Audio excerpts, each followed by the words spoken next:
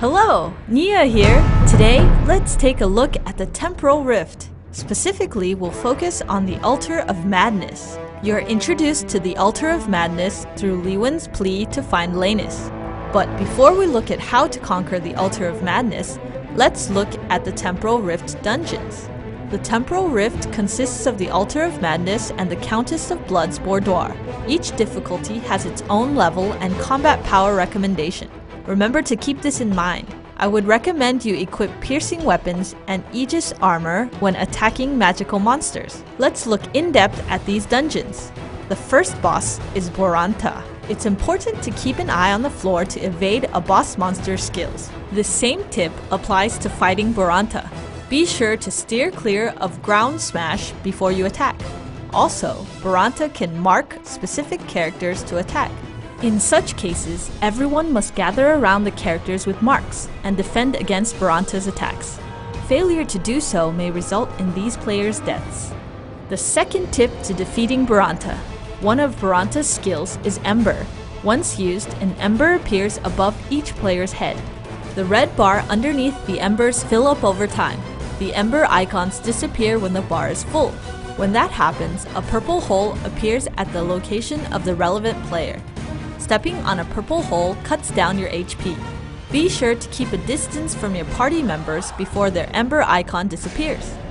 The final boss, Ramog, awaits you in the depths of the Altar of Madness. It is crucial that you keep an eye on the floor to evade skills if you are to defeat Ramog. As expected of a final boss, Ramog's skill targets a large area. Ramog's key skill affects a circular area. It spreads out in all directions, leaving only 1/4 of the area as a safe space. This safe space moves one space at a time, either clockwise or counterclockwise. Players in affected areas take immense damage. As such, it is important that you quickly move to each safe space. On top of this frightening skill, Ramog summons objects such as Nebulite Crystal and Pogrio's Ember. The presence of the Nebulite Crystal empowers Ramog.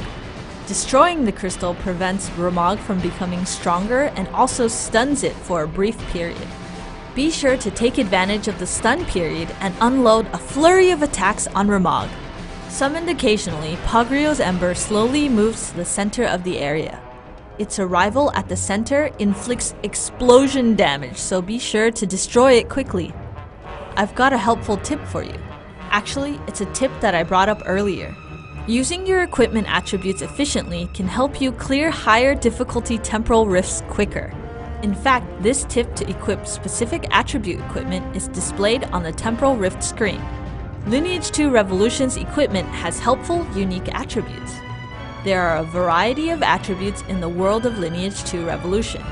The rare items we speak of have attributes such as Annihilate, Brilliance, and Iron Wall. These attributes help you in fights against other players by increasing the power of your skills. The attributes that help you in the Temporal Rift are Pierce and Aegis. They are incredibly helpful when you fight powerful magical monsters in the dungeons. So, how does one identify magical monsters? Tap a monster as such, and you can find out whether the monster is a normal, elite, boss, or a magical monster. The golems, powerful mini-bosses, and final bosses in the Temporal Rift are all magical monsters. Now, I'll show you the difference between equipping rare equipment and magical monster-specific equipment. This is an instance of equipping a rare item. The player is equipped with Max Enhancement, grade SR equipment. This is an instance of equipping Pierce and Aegis attribute equipment, which are helpful in fighting magical monsters. The player's only grade SR equipment is the weapon, and the equipment enhancement levels are not the highest. Also, the attribute levels aren't maxed out. Shall we look at how these two players compare in Temporal Rift dungeons? The bosses that were so difficult to defeat before have been defeated easily. This magical monster-specific attribute equipment sure performs better in the Temporal Rift despite having lower stats. Well, that's all for today's video on the Temporal Rift. Hopefully this video was helpful. I'll be back next time with another useful video. Thank you everyone!